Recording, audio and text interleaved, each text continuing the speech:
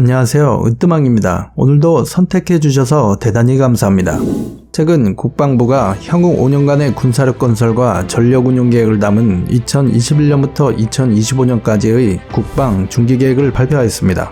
사업계획 총액은 무려 300조 7천억 원 규모의 초대형 국방 정책입니다. 또한 2021년 경항모를 시작으로 항공모함이 실전에 투입되는 시점을 2033년에서 2033년으로 예상된다고 발표했습니다.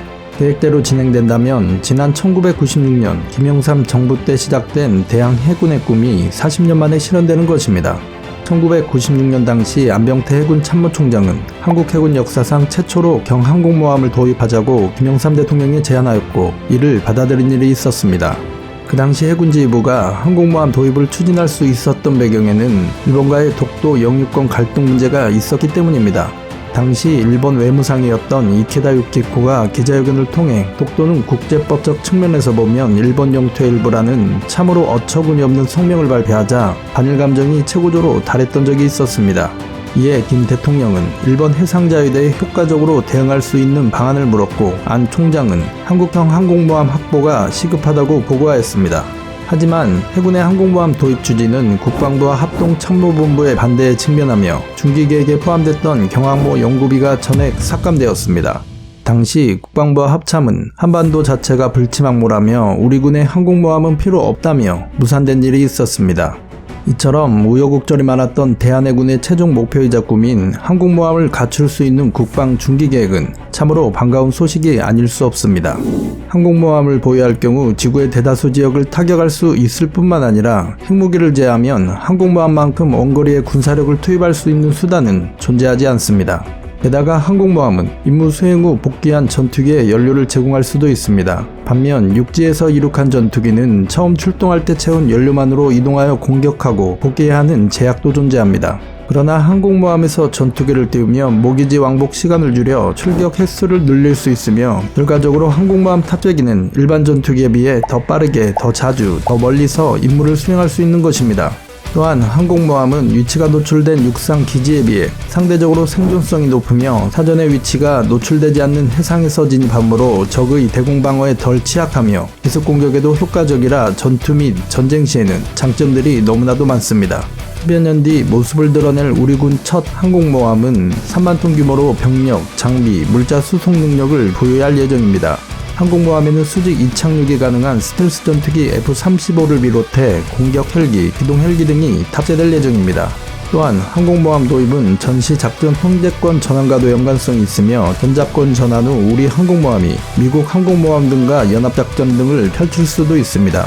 이처럼 항공모함은 위력적인 무기 체계는 맞지만 충분히 전투기를 탑재한 항공모함을 운영하며 유지할 능력이 있는 국가들은 그리 많지 않습니다. 실제로 항공모함을 운영하고 있는 나라는 미국, 중국, 러시아, 영국, 프랑스, 이탈리아, 인도, 태국, 브라질 등 총 9개국의 23척 뿐입니다.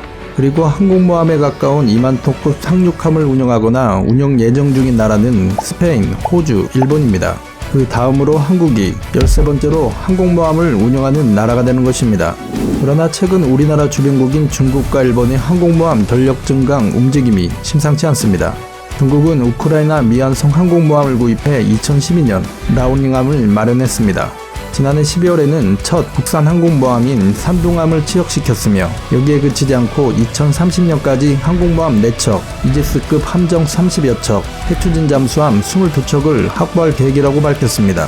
또한 일본 역시 2015년과 2017년에 취역한 이즈모급 헬기 탑재 호위함 2척을 F-35B 스텔스 전투기를 운용할 수 있게 개조하고 있으며 개조 완료 시점은 2023년으로 예상됩니다.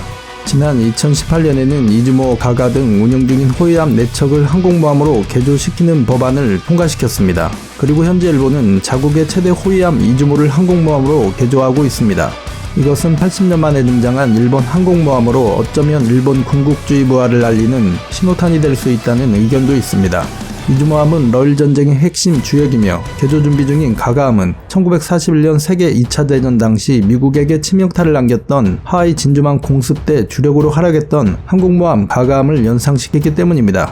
당초 14대 헬기에 탑재할 수 있는 호위함을 건조할 때부터 의구심이 제기됐던 사항인데요. 결국 재난제용 호위함이 전투용 항공모함으로 탈바꿈하게 된 것입니다. 따라서 이런 무기를 보유한다는 것은 일본 평화 헌법 정신에 위배되는 행위인 것입니다. 이 밖에도 일본은 2020년 중반까지 이지스함 8척과 디젤 잠수함 25척을 보유하겠다는 계획까지 발표하기도 했습니다. 따라서 주변국의 해군 전력이 엄청나게 강화되는 만큼 최소한 한미동맹에서 역할을 맡을 만큼의 역량을 가지고 조금이라도 대응하기 위해서는 항공모함이 절대적으로 필요한 것입니다. 그러나 최근 몇 년 동안 항공모함에 대한 논의가 뜨겁게 달아오르고 있는 상황인데요. 그 주장 또한 다양합니다. 첫 번째 논쟁 주제는 항공모함의 필요성입니다. 해외 식민지도 없고 동해, 남해, 서해 그리고 남중국해 정도에서 작전하는 한국 해군은 좁은 바다에서만 작전하니 항공모함은 필요 없고 그 돈으로 차라리 다른 무기를 사는 편이 훨씬 낫다는 주장과 주변국 해군력에 대응할 수 있는 필수 전력으로 항모가 필요하다는 주장이 팽팽하게 서로 대립하고 있는 양상입니다. 항공모함에 대한 또 다른 논쟁거리 하나가 더 있습니다. 그것은 바로 크기입니다. 즉 어중간한 크기의 3만에서 4만 톤급 중형 항모로는 제대로 된 전투력을 낼 수 없으니 정규 항모 크기인 6만에서 7만 톤 이상으로 늘려야 제대로 활용할 수 있다는 의견 역시 만만치 않습니다. 그러니까 항공모함에 대한 의견은 항공모함은 필요 없다 해서 무조건 큰 것을 보유해야 한다까지 다양한 의견 등이 엇갈리고 있습니다. 이렇게 항공모함이 논쟁적인 주제가 된 가장 큰 이유는 비용 문제 때문입니다.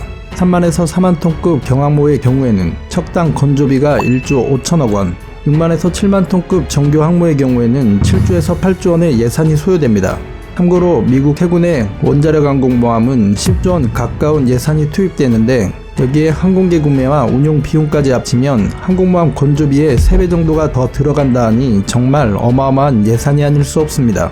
일단은 예산과 비용의 현실적 한계를 생각하면 항모 무용론자들의 주장은 충분히 타당하나 우리나라의 위상 역시 이젠 세계적인 수준이고 10대 경제 대국을 넘어 G7 선진국으로 도약하는 만큼 그에 걸맞는 항공모함이 절대적으로 필요하다는 주장 역시 매우 타당합니다. 따라서 해군이 정말로 항공모함을 보유하고 주변국 대비 최소한의 전력을 갖추기 위해서는 소형함 중심의 해군 전력에서 탈피할 현실적이고 치밀한 대책부터 세워야 할 것 같습니다. 최근 중국과 일본이 지속적인 군사력 증강 움직임이 파악된 만큼 지난 과거에 일본의 식민 지배를 당했던 지난날의 아픔과 치욕스런 역사가 반복되지 않도록 우리 또한 스스로를 지켜낼 자주국방을 지속해서 강화해 나아가야 합니다.